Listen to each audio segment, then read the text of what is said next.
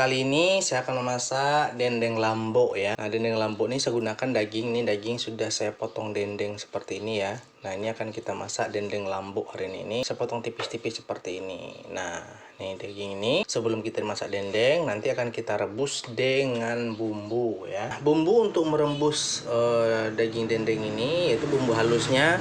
Ini saya gunakan 4 bawang putih, lengkuas 2 ruas, jahe, ketumbar, kapulaga, cengkeh, dan buah pala. Ini akan kita haluskan ya. Nah, setelah dihaluskan jadinya seperti ini ya. Ini sudah halus. Bumbu rebus lainnya saya gunakan yaitu daun kunyit, serai. Serainya kan kecil-kecil, saya gunakan 3 ya, tapi kalau gede gunakan 1 aja. Saya gunakan daun salam, daun jeruk, dan asam jawa. Nah, serainya kita memarkan dulu. Nah, ini sudah saya memarkan. Sekarang kita akan rebus dulu dagingnya. Perebusannya saya gunakan air kelapa muda ya, biar lebih enak rasanya. Ini rasa asam dan manis air kelapa muda nanti akan meresap ke dalam daging sapinya. Jadi dendeng kita tuh akan lebih enak rasanya menggunakan air kelapa muda. Tapi kalau nggak ada pakai air biasa juga boleh. Saya masukin bumbu halusnya. Saya kasih garam.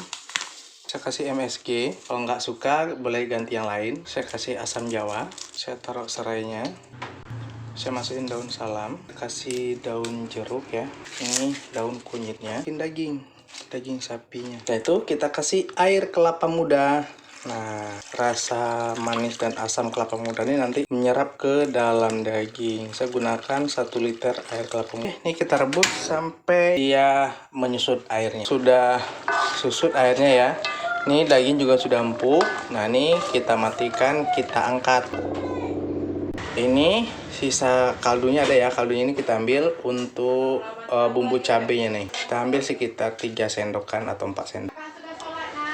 Nah, ini untuk bumbu cabenya nih. Ini sudah kita rebus tadi, kita akan geprak dulu sebentar ya. Kalau di Padang itu namanya di toko-toko, di batu gilingan. Nah, ini batu gilingnya gini. Nah, kita tokoknya gini-gini. Setelah digeprak atau ditokok jadi seperti ini langsung kita goreng ya. Goreng dendengnya. Nah, ini minyak sudah panas. Kita langsung aja taruh nih. Nah, ini udah cukup matang. Kita angkat. Tuh.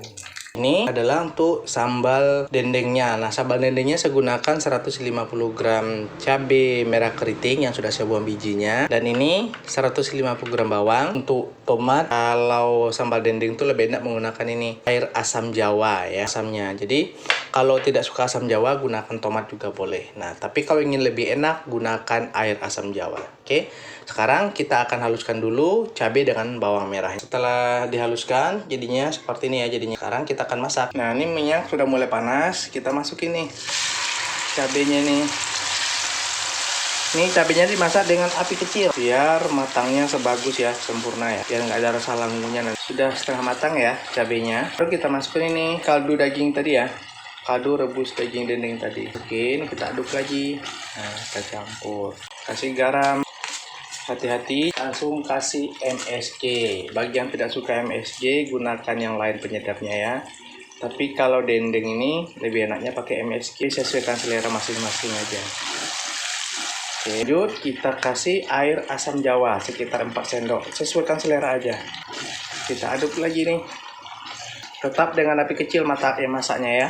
Nah, ini daging dendeng tadi kita masukin. Nah, ini kita campur dengan daging sampai cabenya matang. Ini cabai baru setengah matang ya, jadi dimasak dengan cabai sampai bumbunya meresap ke dalam daging, rasa cabenya itu, dan cabai matang dengan sempurna. Baru disajikan. Nah, ini kita tumis dulu ya dendengnya dengan cabai. Nah, ini sudah lumayan lama ya. Nah, ini cabenya udah matang, udah bagus matangnya, rasanya sudah pas. Nah, ini sudah bisa kita sajikan. Oke, inilah dia dendeng kita udah matang, udah bisa kita sajikan untuk keluarga. Mencoba.